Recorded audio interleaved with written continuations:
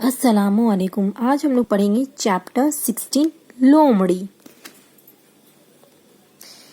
एक लोमड़ी धूर्त बड़ी थी, लगी थी उसको भूख, भटक रही थी इधर उधर और भूख से गई थी सूख। मतलब लोमड़ी क्या है? धूर्त का मतलब होता है चालाक। वो बहुत चालाक है। उसको भूख लगी थी तो भूख की वजह से वो उधर उधर भटक रही थी। भूख की वजह से वो इधर उधर भटक रही थी। चलते चलते लोमड़ी थक के हो गई थी चूर। सिर पर उसके लटक रहे थे बड़े बड़े अंगूर।